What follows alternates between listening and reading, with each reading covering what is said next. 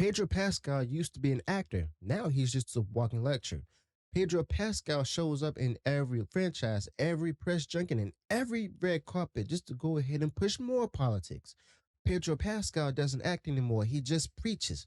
And no matter how many times Pedro Pascal offends the audience or insults the fan base, well, Hollywood just keeps handing him the microphone anyway. Now, honestly, there's a reason that Pedro Pascal keeps getting work while other actors get canceled for saying far less. Now, Pedro Pascal pushes the message and stuff, and Pedro Pascal plays by the woke left's rules. And because of that, he can say or do almost anything without consequences. He wore propaganda shirts on the red carpet, called fans Yahtzees, and supported disasters like Rachel Zegler, all while being showered with praise. Now, that's the game right there for the wokeism in Hollywood. And if you're Pedro Pascal, you're safe. However, if you're Gina Carano, you're expendable.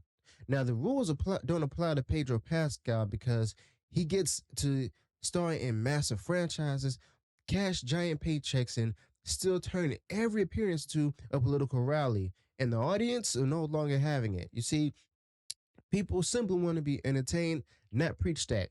But Pedro Pascal, on the other hand, insists on turning every role, every interview, and every appearance into another round of ideological grandstanding. Now, he's not acting anymore, like I said. He's just simply campaigning. And over at Khan, he just delivered yet another self-important speech about fear and storytelling. And he painted himself as some sort of resistance figure, urging the crowd to go ahead and fight back through activist filmmaking.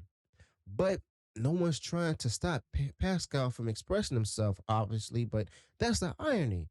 He's surrounded by people who agree with him, being applauded for saying what Hollywood already believes.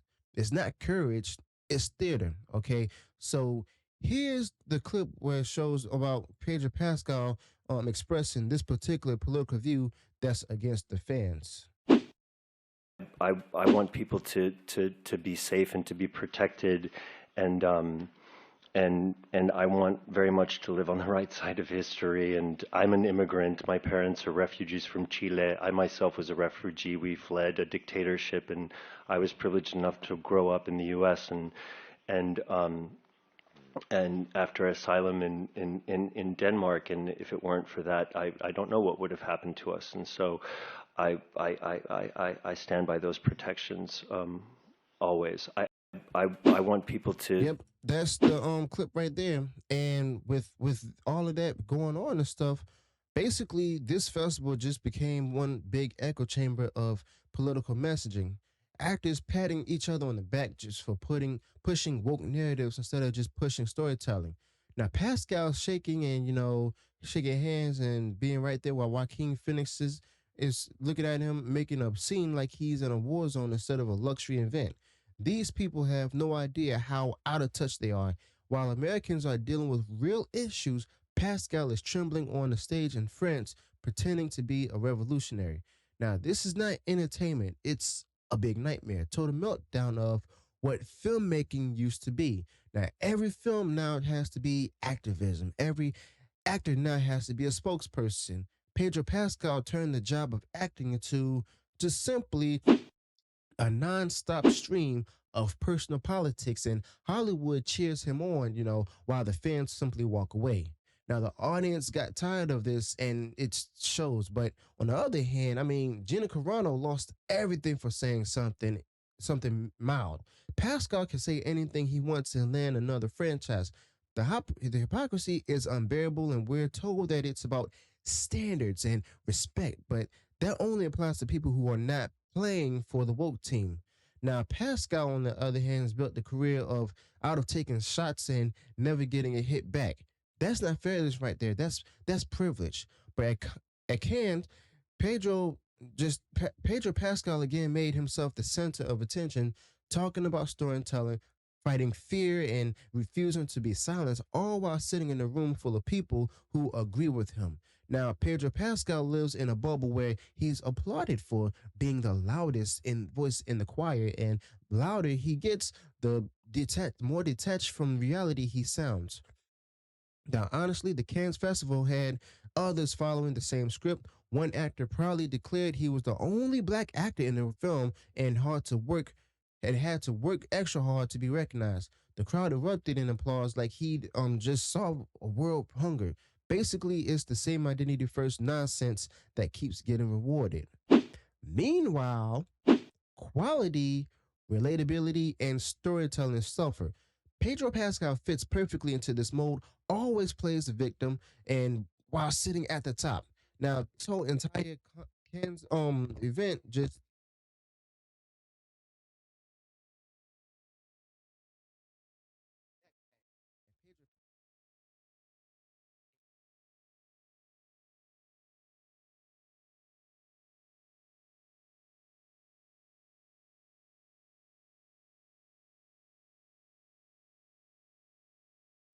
they're really doing is alienating the audience. You see, Pedro Pascal about to go on a press tour once again. He's leading the Fantastic Four reboot, and you think that he's going to focus on the movie? Absolutely not. No chance. It'll be more Pedro Pascal speeches, more ideology from him, more of him pretending he's under attack for repeating the same message that every corporate executive in Hollywood supports. Now, the performance, on the other hand, never ends, okay? And simply put, he's going to get praises for it no matter what. And by now, it's obvious. He gets platforms, Pedro Pascal gets protection, and gets praise for saying the exact same thing every time. And the people who actually fund his success, the fans, just getting nothing but lectures, okay? Now the system is broken and Pascal is the product of that system. Now, Pedro Pascal doesn't even challenge power. You see, he embodies it. He sits on stage, rants about oppression, and then walks onto another blockbuster set. He has zero risk. He pays no price. He's immune to the consequences that crushed others, but instead of using that privilege to make better stories, well, he just keeps repeating himself over and over again. Now, honestly, Pedro has also has another Star Wars movie on the horizon and another Marvel role in the pipeline, possibly another press tour where he'll just say exactly what his Hollywood handlers want him to say, and you know what? That's fine because the fans are moving on. You see, and also the audience, they're waking up to the fact that Pedro Pascal doesn't represent them. He represents a bubble that's about to burst. But yeah, just honestly, let Pedro Pascal keep talking, Let Pedro Pascal keep shaking. Let Pedro Pascal keep pushing his message because every time he does, he reminds the rest of us why we stopped watching, okay?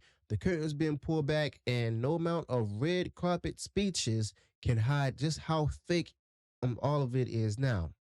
And honestly put, I mean, Pedro Pascal won't stop.